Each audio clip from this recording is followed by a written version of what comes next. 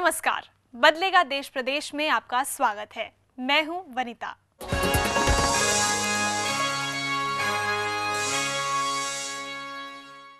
पिछले एपिसोड में हमने आपको हरियाणा की न्यायिक व्यवस्था के बारे में बताया था और हमने आपको बताया था कि किस कदर देश और हरियाणा की न्यायिक व्यवस्था कमजोर है और लोगों को सालों साल न्याय नहीं मिलता।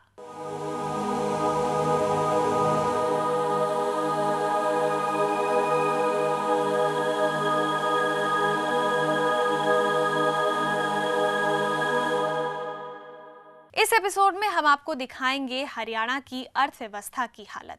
हम आपको दिखाएंगे कि कैसा है साल 2013-14 का बजट और किस तरह मौजूदा सरकार ने हरियाणा की अर्थव्यवस्था को चौपट कर दिया है। 2013-14 के लिए हरियाणा के वित्त मंत्री मोहिंदर सिंह चट्ठा ने जो बजट पेश किया उससे साफ है कि प्रदेश की वित्त व्यवस्था बहुत खराब है।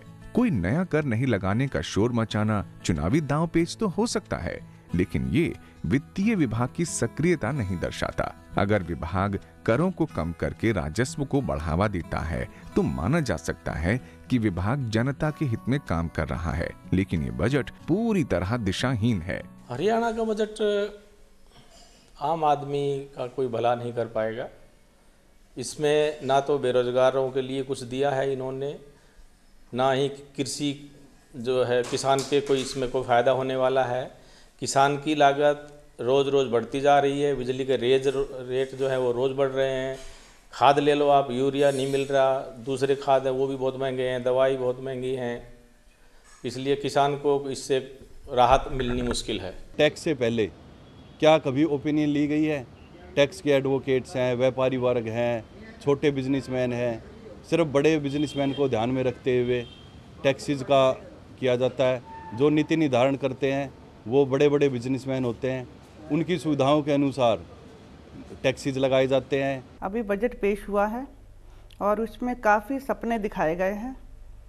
हर व्यक्ति को यही बताया गया है कि ऐसा कोई टैक्स नहीं लगा, आप लोगों के फ़ायदे का बजट बना है।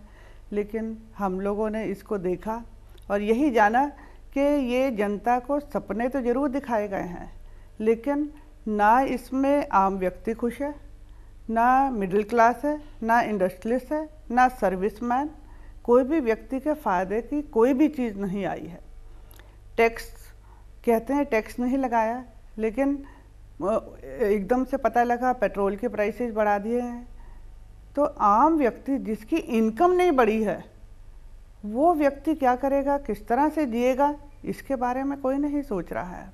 अर्थव्यवस्था के बारे में बात करने का ये सबसे सही समय है क्योंकि मौजूदा सरकार लंबे समय से शासन में है और इसने हाल ही में साल 2013-14 का बजट पेश किया है। हरियाणा का बजट पेश करते समय इस बात का भी ध्यान नहीं रखा गया कि राज्य पर कर्ज लगातार बढ़ता जा रहा है। ये कर्ज मार्च 2013 तक तकरीबन 58,000 करोड़ रुपए और मार्च 2014 तक ये कर्ज बढ़कर 68,000 करोड़ रुपए हो जाएगा।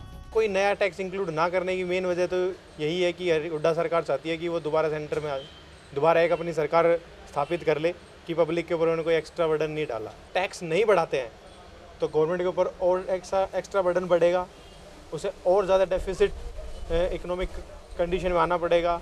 हरियाणा कहने के लिए आगे बढ़ता जा रहा है, लेकिन जो इकोनॉमिक कंडीशन है वो डेफिसिट होती जा रही है।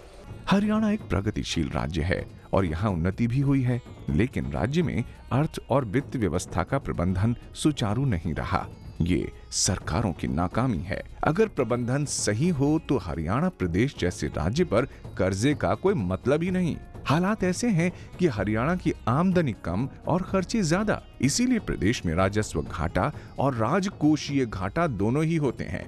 विकास के लिए सरकार को कर्जा लेना पड़ता है। चिंता की बात तो तब होती है जब कर्ज को विकास की बजाय खर्चों की पूर्ति में लगा दिया जाता है। साल 2014 में होने वाले लोकसभा चुनावों को देखते हुए सरकार ने राज्य के हर वर्ग को खुश करने की कोशिश की, इसीलिए उसने किसी तरह का नया कर नहीं लगाया। लेकिन इससे कोई खुश नहीं हुआ। ना उद्योगपति खुश हुए, ना मजदूर खुश हुए, ना किसान खुश हुए, ना कर्मचारी खुश हुए और ना ही आम आदमी खुश हुआ। हरियाणा में बजट के माध्यम से जो धनराशि विभिन्न विभागों को आवंटित की गई है, उसका ज्यादातर भाग रोजमर्रा के खर्चे पूरे करने में ही लग जाता है। आप इसी से अंदाजा लगा सकते हैं कि बजट की कुल राशि 53,073 करोड़ रुपए में से सिर्फ 6,850 करोड़ रुपए ही पूंजीगत खर्चा है, यानी विकास के लिए खर्च किया जाएगा। और इस 13% की राशि में से कितना असल में लगता है, ये अपने आप में एक बड़ा सवाल है। नए बजट में कुछ भी नहीं मिला हमें। एक तो गैस महंगी हो गई है, ऊपर से राशन सब कुछ महंगा है, इससे कोई फ़ायदा नहीं है। दाम इतने बढ़ गए हैं कि जिससे कोई हद नहीं, और गरीब आदमी कमर तोड़ के रख दिए। बजट में सर्विस वाले लोगों के लिए कुछ भी नया नहीं है, एज यूजुअल है, जो पहले था वही है। सो ये बहुत खराब बजट है। हरियाणा देश का अग्रणी राज्य है। ये कृषि प्रधान राज्य तो है ही, लेकिन इसने उद्योगों व सर्विस सेक्टर में भी काफी तरक्की की है। राज्य की व्यवस्था बहुत अच्छी हो सकती है, लेकिन विकास की दर गिरती जा रही है। सरकार व जनता के खर्चे बढ़ते जा रहे हैं। राज्य के जीडीपी का 28% भाग उद्योग से आता है, परंतु ये दर लगातार गिर रही है। उद्योग बिजली की कमी, करों व इंफ्रास्ट्रक्चर की कमी को झेल रहा है। भ्रष्टाचार का आलम यह है कि सभी दुखी हैं। राजनेता प्रॉपर्टी डीलिंग में लगे रहते हैं। ऐसे में अर्थव्यवस्था कैसे सुचारू होगी? बिल्कुल खराब बजट आया है। इससे हम तो सोच रहे थे बढ़िया बजट आएगा और कुछ हमारे व्यापार में कुछ होगा, इसलिए ये बजट बढ़िया नहीं है। बजट की अगर मैं बात करूं, बजट तो कुछ भी नहीं रहा जी। सबसे पहले तो इसमें जो बिजनेसमैन है बिल्कुल वो चेप दिए। मतलब बिजनेसमैन के लिए तो बिल्कुल ही लायक नहीं है ये बजट। आज आप टीवी खोलें, आज आप पेपर देखें, मीडिया के किसी कोने में चले जाएं, यही शोर मचता नज़र आता है। Haryana number 1 per capita income बढ़ के हरियाणा नंबर 2 पे पहुंच गया है। लेकिन ये नंबर 1 किस में हुआ है, ये सरकार भी जानती है और जनता भी जानती है। आज हरियाणा नंबर 1 मैं कह सकती हूँ कि उसमें कानून व्यवस्था नहीं है। क्या शिक्षा बहुत अच्छी चल रही है? क्या एक नागरिक अपने आप को सुरक्षित महसूस कर रहा है? क्या महिलाएं अपने आप को सुरक्षित महसूस कर रही हैं? क्या उनका रोज़मर्रा का जीवन क्या बहुत अच्छा निकल रहा है? हरियाणा नंबर 1 तब होगा। आज हम बहुत सी बसें चलाते हैं जी, विकास हुआ है हरियाणा के अंदर। ये बस चलाने की ज़रूरत नहीं है।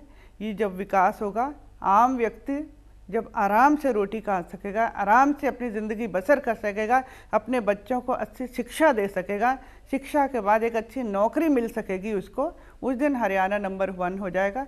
बेरोज़गारी में आज हरियाणा नंबर 1 हो गया है। तो इसके विकास के लिए हम लोग बसें ना चलाएं, पेपर में ऐड ना दें, टीवी पे ऐड ना दें, काम करके दिखाएं ताकि आम व्यक्ति राहत महसूस करे। किसान राज्य की अर्थव्यवस्था की रीढ़ की हड्डी हैं, लेकिन बजट में उनकी ओर भी ध्यान नहीं दिया गया। किसानों के कर्जे उतारने, उनकी फसलों का लाभकारी मूल्य दिलाने और खेती को घाटे के सौदे से लाभकारी व्यवसाय बनाए जाने के लिए बजट में कोई प्रयास नजर नहीं आता। जो नया बजट है या इससे पहले वाले भी जो बजट हैं, गवर्नमेंट ने फिलहाल किसानों के लिए कुछ भी नहीं किया हुआ है। गवर्नमेंट का जो मेन फोकस है वो है इंडस्ट्री की तरफ, और गवर्नमेंट को ये देखना चाहिए कि भारत एक कृषि प्रधान देश है और उसका ध्यान ज़्यादा से ज़्यादा एग्रीकल्चर की तरफ होना चाहिए, लेकिन गवर्नमेंट का वहाँ कभी फोकस नहीं रहा। कृषि का जो कंट्रीब्यूशन था हरियाणा की जीडीपी में वो 23% था, जो कि अब घट के कुल 16% रह गया है।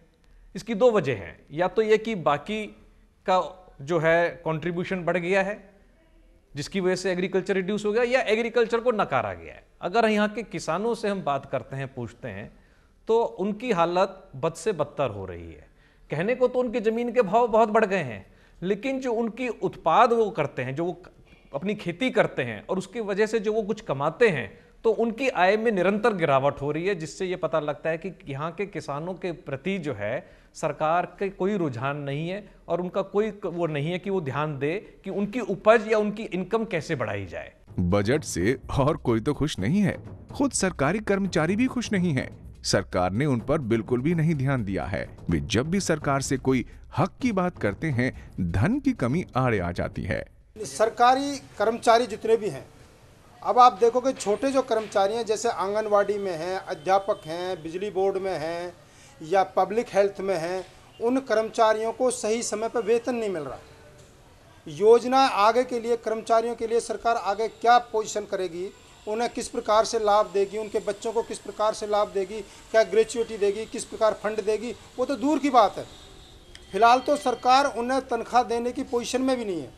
लोगों का कहना है कि सरकार ने कर मुक्त बजट पेश कर वाहवाही लूटने की कोशिश की है, लेकिन इसका कोई मतलब नहीं बनता, क्योंकि बजट के तुरंत बाद सरकार चीजों के दाम बढ़ा देती है और नए नए करों का बोझ डालकर जनता की कमर तोड़ देती है।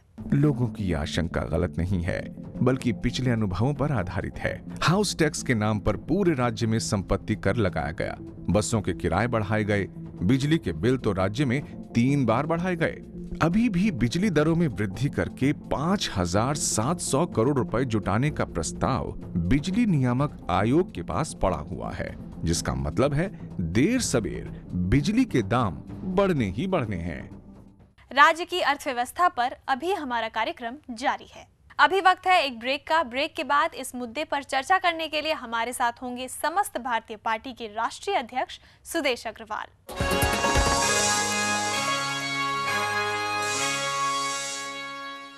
ब्रेक के बाद बदलेगा देश प्रदेश में आपका एक बार फिर से स्वागत है। आज हम चर्चा कर रहे हैं राज्य की अर्थ और वित्त व्यवस्था के बारे में, और इस पर चर्चा करने के लिए हमारे साथ स्टूडियो में जुड़ गए हैं समस्त भारतीय पार्टी के राष्ट्रीय अध्यक्ष श्री सुदेश अग्रवाल। सुदेश जी नमस्कार, बहुत बहुत स्वागत है आपका शो में। नमस्कार और आपका बहुत बहुत धन्यवाद। सुदेश जी, बजट आंकड़ों का खेल होता है जो आम आदमी को बहुत मुश्किल से समझ में आता है। आप वित्त विशेषज्ञ हैं, बजट को सरल भाषा में कैसे समझाएंगे? मैं आपको बताना चाहूँगा कि बजट एक बहुत ही महत्वपूर्ण दस्तावेज जो है होता है। इस बजट से अगर हम विश्लेषण करें तो हमें पूरी आर्थिक स्थिति और वित्त स्थिति का अंदाज़ा लग सकता है, लेकिन इसकी शब्दावली जो है वो इतनी कठिन है कि उसको आम आदमी की समझ में आना बड़ा मुश्किल हो जाता है। जैसे कि आप जीएसडीपी की बात करते हैं, जैसे घरेलू उत्पाद की बात करते हैं, राजस्व घाटे की बात करते हैं, राजकोषीय घाटा, प्रारंभिक घाटा, पूंजीगत घाटा, ये जो शब्दावली है ये बहुत कठिन किस्म की है जो समझ में नहीं आती है। मैं आपको सरल भाषा में, आप जैसे कि आपने कहा है, मैं आज इसको समझाता हूँ और इसको मैं गृहिणी के तरीके से समझाऊंगा कि जैसे एक गृहिणी जो है अपना मासिक बजट बनाती है तो वो कैसे चलती है और कैसे कि हमारा स्टेट का जो बजट बनता है, उन दोनों का कंपैरिजन करूंगा। जब गृहिणी मासिक बजट बनाती है तो वो ये देखते हैं कि मेरे हाथ में इनकम कितनी आएगी और उस इनकम से मुझे क्या खर्चे करने हैं। और उसके खर्चे 2 किस्म के होते हैं। पहला खर्चा तो रोज़मर्रा के खर्चे होते हैं, जैसे कि सब्जी है, आटा है, ये जो रोज़मर्रा के जो खर्चे हैं उसको करना है, स्कूल फीस देनी है, ये उससे उसका छुटकारा नहीं है, वो तो करने ही करने हैं। और उसके बाद वो सोचती है कि अगर मुझसे इन खर्चों के बाद अगर पैसे बचते हैं फिर मैं कोई ऐसी चीज़ें वस्तुएं खरीदने की जो कि मेरे के लिए इस्तेमाल में आती हैं, जैसे फ्रिज खरीदना है या मोटरसाइकिल खरीदना है या गाड़ी खरीदनी है या इस किस्म के जो कैपिटल एक्सपेंडिचर्स हैं उसके बारे में सोचती है। अगर उसके बाद भी अगर पैसे बच जाते हैं तो फिर कहीं वो छुट्टियां मनाने के बारे में या ऐसी सेविंग करते हैं या बचत करते हैं, इस किस्म की वो योजना बनाती है। अगर आमदनी कम और खर्चे ज़्यादा हैं तो फिर कर्जा लेना पड़ेगा, नहीं तो वो फिर या तो खर्चे कम करो या फिर कर्जा लो। तो ये एक गृहिणी का जो है बजट बनता है। और अगर आपके हाथ में गृहिणी का बजट आपके हाथ में आ जाए तो आपकी उसकी माली हालात जो है ना, आपको बजट से उस घर के माली हालात का पता लग जाएगा। ठीक है कि नहीं? बिल्कुल। अब इसी बात पे आ जाए कि राज्य के बजट के बारे में। राज्य के बजट के अंदर भी आमदनी कितनी है और आपका खर्चा कितना है, आपका पूंजीगत खर्चा कितना है, आप कैसे खर्चा करेंगे, तो उससे आपको राज्य की जो स्टेट की जो स्थिति है वो पता लग सकती है। अब हरियाणा की बात कीजिए। हरियाणा के अंदर आप देखिए कि आमदनी कम है, खर्चे ज़्यादा हैं और खर्चा ज़्यादा होने की वजह से घाटा है। अब विकास की बात करते हैं। विकास के लिए पैसा नहीं है। विकास के लिए फिर क्या करती है सरकार कि विकास करने के लिए, क्योंकि जनता को तो कहना है कि हम विकास करें, तो उसके लिए वो कर्जा ले लेती है। कर्जा लेती है, कर्जे से फिर कर्जे के ऊपर ब्याज आ जाता है, ब्याज से खर्चा बढ़ जाता है और घाटा और बढ़ जाता है। तो ये कार्यक्रम जो है हरियाणा सरकार के ऊपर चलता चला जा रहा है। आज हरियाणा सरकार की जो स्थिति है वो आज बजट की वित्त स्थिति जो है या आर्थिक स्थिति जो है वो इतनी अच्छी नहीं है, क्योंकि आज ये बजट के घाटे में काम कर रही है। विकास के लिए आज सरकार के पास पैसा नहीं है और वो कर्जा लेती है।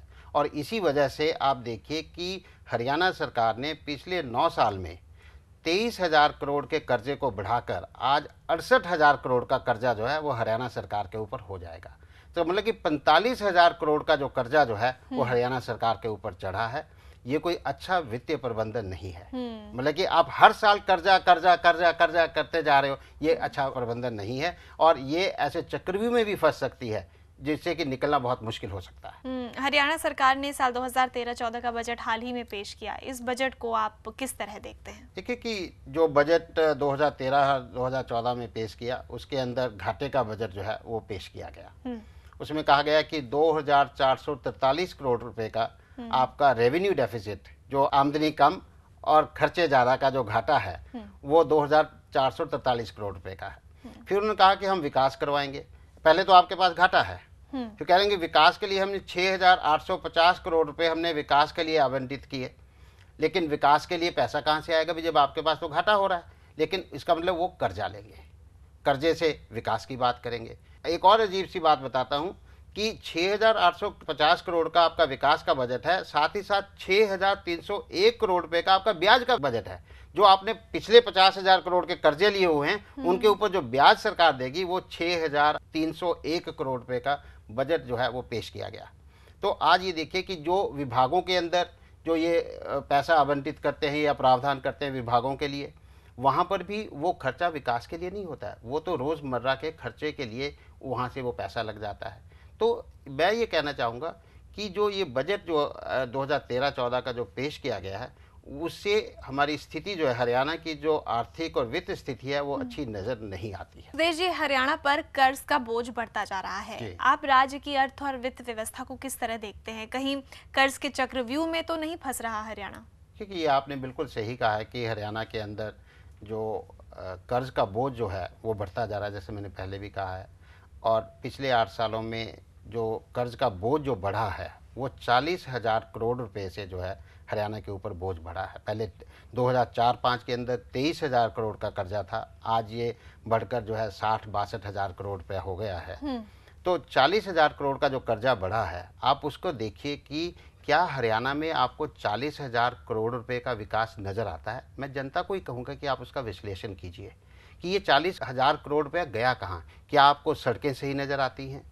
क्या आपको स्वास्थ्य सेवाएं अच्छी नज़र आती हैं? क्या आपको शिक्षा अच्छी नज़र आती है? क्या आपको यातायात के साधन अच्छे नज़र आते हैं? मतलब कि कौन सी ऐसी व्यवस्था है जो आपको सही नज़र आती है जिसपे कि 40,000 करोड़ एक छोटे से प्रदेश के ऊपर जो है वो लगा दिया गया? और इन मुद्दों पे हम पहले भी बात कर चुके हैं शो में, ठीक है ना। तो इसलिए मैं ये देखना चाहता हूँ कि ये पैसा अगर कर्जा बढ़ा है, इसका मतलब कि कर्जा तो इसीलिए लिया कि आमदनी कम और खर्चे ज़्यादा, तो इसलिए कर्जा लिया। तो ये पैसा गया कहाँ? विकास पे तो लगा नहीं। तो या तो ये भ्रष्टाचार की भेंट चढ़ गया, या फिर ये कर्जा जो है रोजमर्रा के जो खर्चे होते हैं उन खर्चों को पूरा करने में लग गया। तो इससे कि दोनों चीजें ही गलत हैं। आपने कर्जा तो बढ़ा लिया, तो इससे ये साफ नजर आता है कि हमारा वित्तीय प्रबंधन जो है वो सही नहीं है, इसे ठीक करने की जरूरत है। अब अगर हम अर्थव्यवस्था की बात करें, हरियाणा के अंदर पिछले 4 वर्षों से हरियाणा की जो अर्थव्यवस्था की जो विकास दर है वो गिरती चली जा रही है। तो ये भी अपने आप में एक चिंता का विषय है। राज्य में राजस्व घाटा भी बढ़ता जा रहा है, इसे दुरुस्त करने का क्या उपाय है? राजस्व घाटा मतलब रेवेन्यू डेफिसिट, मतलब कि खर्चे ज़्यादा और आमदनी कम, ठीक है ना। इसको तो 2 तरीके से ही ठीक किया जा सकता है, कोई भी इसको समझ सकता है। या तो आमदनी को आप बढ़ाइए या खर्चों को कम कीजिए, और कोशिश तो ये होनी चाहिए कि आप दोनों पे ही इसके ऊपर काम करें। सरकार को अगर आपने अपना रेवेन्यू डेफिसिट जो है वो कम करना है या ख़त्म करना है, या आपने सरप्लस में जाना है, तो आपको रेवेन्यू बढ़ाना पड़ेगा और खर्चे कम करेंगे, या दोनों में से एक कीजिए, लेकिन कुछ ना कुछ आपको करना पड़ेगा। हमारी तो यही राय होगी, दोनों के ऊपर आप काम कीजिए। सुदेश जी, राज्य पर 58,000 करोड़ रुपए का कर्ज हो गया है और मौजूदा वित्तीय वर्ष में ये बढ़कर 67,000 करोड़ रुपए से भी ज्यादा होने की आशंका है। इसके बारे में आप क्या कहेंगे? ये जो आंकड़े आपने कहे हैं, मैंने भी बार बार कहे हैं, सरकार भी जानती है। सरकार ये भी जानती है कि ये जनता जो है इसके ऊपर, अपोजिशन वाले इसके ऊपर सवाल उठाएंगे, लेकिन उनका ये कहना है कि ये जीएसडीपी जो है, हमारा जो घरेलू उत्पाद जो कहते हैं, सकल घरेलू उत्पाद राज्य का जो है, उसका सिर्फ 16.4% है। और वो ये कहते हैं कि ये अगर 20% तक भी चला जाए तब भी ये मैनेजेबल है, तब भी इसका प्रबंधन जो है ठीक हो सकता है। मतलब कि कहना यह है कि हम कर्जा और ले सकते हैं, 20% तक ले जाने का मतलब कि और कर्जा ले सकते हैं। लेकिन सवाल यहाँ पे ये उठता है कि ये 20% हो सकता है, ये किसने तय किया? हाँ। ये जो पश्चिमी देशों के जो अर्थशास्त्री हैं, जो इकोनॉमिस्ट हैं, उन्होंने ये तय किया कि भी आप जीडीपी का 20% आप कर्जा ले सकते हैं। लेकिन उन पश्चिमी देशों के आज हालात देखिए कि उन्होंने इस प्रिंसिपल को लागू किया, आज वही चक्रव्यूह में फंसे हुए हैं, वो डेट ट्रैप में फंसे हुए हैं, उनका दिवालियापन निकल रहा है। तो अगर ऐसी स्थिति में वो अपने घर को ठीक नहीं बचा पाए और हमें क्या अर्थशास्त्र बता रहे हैं, तो हम तो ये मानते हैं कि ये प्रबंधन सही नहीं है। हमें डेट ट्रैप के अंदर या डेट जितना कम लेना चाहिए उतना कम होना चाहिए हमारे ऊपर, ना कि हम कर्जे के चक्रव्यूह में फंसें। और जो हमारी पुरानी कहावत है कि जितनी लंबी चादर हो उतनी पैर पसारो, शायद हमें उस कानून को जो है हमें अपने ऊपर लागू करना चाहिए। जी, अभी वक्त है एक ब्रेक का। ब्रेक के बाद भी हमारी ये चर्चा जारी रहेगी। आप देखते रहिए बदलेगा देश प्रदेश।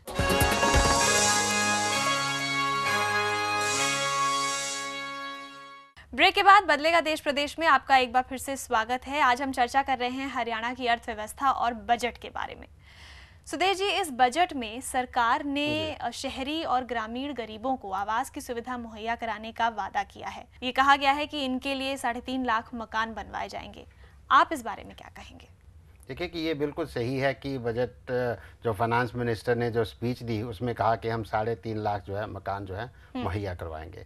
इस पे तो एक तो मैं आपको ये बताना चाहता हूँ कि सरकार जो है कैसे जनता को बेवकूफ़ बनाने की कोशिश करती है। बजट है आपका 2013-14 का, आप बात कर रहे हैं कि जो 3.5 लाख मकान जो हैं वो 13-14 के लिए बजट के लिए नहीं, वो 2 साल के बजट के लिए कि 13-14 और 14-15।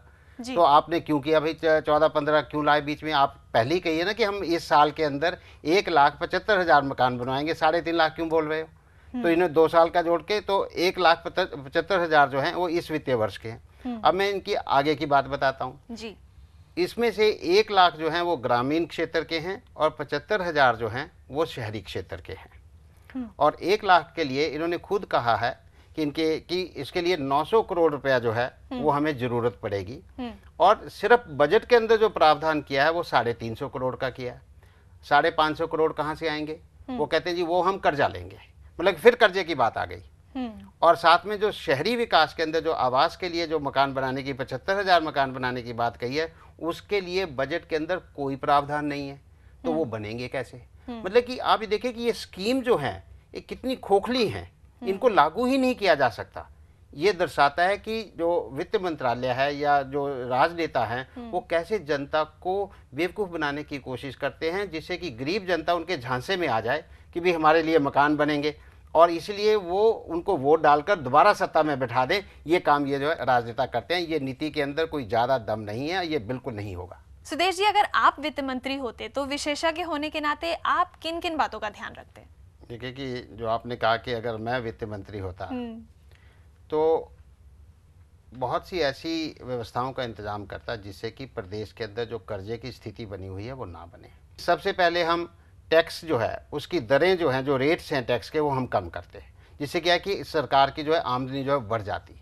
वो सवाल ये उठता है कि आप टैक्स की रेट्स तो आप कम करें, आपकी आमदनी कैसे बढ़ेगी? लेकिन वो बढ़ेगी क्योंकि जो देने वाले लोग हैं, जो कर देने वाले लोग हैं, उनकी मात्रा बढ़ेगी, क्योंकि वो जब सरल हो जाएंगे तो उससे क्या है कि कर की दरें कम होगी, उससे हमारा टैक्स का रेवेन्यू जो कलेक्शन है वो बढ़ेगा। हम जो कर प्रणाली है हम उसको सरल करेंगे, जिससे कि करदाताओं को जो है वो दिक्कतें ना आए। हम करदाताओं की संख्या बढ़ाने के ऊपर भी हम काम करेंगे, जिससे कि हमारा जो बेस है, जो टैक्स पेयर्स बेस है, वो एनलार्ज करेंगे, जिससे कि उससे भी टैक्स रेवेन्यू जो है हमारा बढ़ेगा। ये तो होगी आमदनी की बात। फिर हम खर्चे के ऊपर आते हैं। हम खर्चों के ऊपर भी अंकुश लगाएंगे, जिससे क्या है कि जो वेस्टफुल एक्सपेंडिचर है हम उसको कम करेंगे। और जो विभागों को जो पैसा दिया जाता है, जो प्रावधान किया जाता है, हम वित्त कंट्रोल के माध्यम से, फाइनेंशियल कंट्रोल के माध्यम से उनकी जवाबदेही जो है उसको भी सुनिश्चित करेंगे कि उनकी परफॉर्मेंस जो है वहाँ से निकल कर आए और वहाँ पर जो फालतू का खर्चा होता है वो ना हो। हम शिक्षा, रोजगार, आधारभूत ढांचा, सामाजिक न्याय, ये जो बेसिक नेसेसिटीज़ हैं हम इनका भी खास जो है ख्याल जो है हम रखेंगे। हम कर चोरी करने वालों के खिलाफ भी जो है वो सख्त कदम जो है हम उठाएंगे, क्योंकि जब हमने कर की दरें कम कर दी, प्रोसीजर जो है वो सरल कर दिया, तो फिर कर की चोरी नहीं होनी चाहिए, हमारा मानना है। साथ ही साथ जो कर्जा जो लेते हैं, कर्जा जो है जब लेते हैं या उसका ब्याज है, उसका भी प्रावधान जो है हम शुरू में ही करेंगे, जिससे कि हम कर्जे को मैनेज जो है वो अच्छी तरह से कर सकें। और सबसे बड़ी बात जो होती है कि जो तालमेल बिठाना, आमदनी और खर्चों के अंदर, बजट के अंदर जो तालमेल बिठाना है, हम उसको भी बिठाएंगे। एक अच्छा वित्तीय प्रबंधन, एक अच्छी आर्थिक व्यवस्था जो है हम बजट के माध्यम से पेश करेंगे। यही हमारा एज ए विशेषज्ञ ये हम करना चाहेंगे। हम उम्मीद करते हैं आप अपने मकसद में जरूर कामयाब हों। बहुत बहुत धन्यवाद यहाँ आने के लिए और इस चर्चा में भाग लेने के लिए। बहुत बहुत धन्यवाद आपका भी। जी, हरियाणा अमीर राज्य है, लेकिन इसकी अर्थव्यवस्था में घुन लग गया है। मौजूदा सरकार और इसके नेताओं में वो क्षमता नहीं दिखती जिससे वो राज्य को इस आर्थिक दलदल से बाहर निकाल पाएं। राजनीति से देश चलता है, राजनीति से प्रदेश चलता है, राजनीति से सभी व्यवस्थाएं बनती हैं। राजनीति सही तो सब कुछ सही, राजनीति गलत तो सब कुछ गलत। आज राजनीति पर कब्जा कर लिया उन लोगों ने जो स्वार्थी हैं, भ्रष्टाचारी हैं, अपराधी व अकुशल हैं। समस्त भारतीय पार्टी का मानना है कि जब तक अच्छे लोग राजनीति पर काबिज नहीं होंगे तब तक हमें बदलाव की उम्मीद नहीं करनी चाहिए। कब्जा अच्छे लोगों के हाथ में देना लोकतंत्र में ये जनता की जिम्मेदारी है। आपको हमारा ये कार्यक्रम कैसा लगा? आप अपनी राय हमें इस पते पर भेज सकते हैं। हमारा पता है समस्त भारतीय party, W6/5 DLF Phase 3 Gurgaon, 122-002 Haryana. Telephone number 0124-406-4659। आप हमें ईमेल भी कर सकते हैं on info@sbparty.org और हमारी वेबसाइट है www.sbparty.org। बदलेगा देश प्रदेश में आज बस इतना ही। अगले एपिसोड में हम आपसे फिर मिलेंगे और विचार करेंगे राज्य को सुशासन देने के बारे में। अगले एपिसोड में हम राष्ट्रीय स्तर पर राजनीतिक विकल्प के बारे में भी बात करेंगे। तब तक के लिए नमस्कार। इस एपिसोड को आप समस्त भारतीय पार्टी की वेबसाइट और YouTube पर भी देख सकते हैं।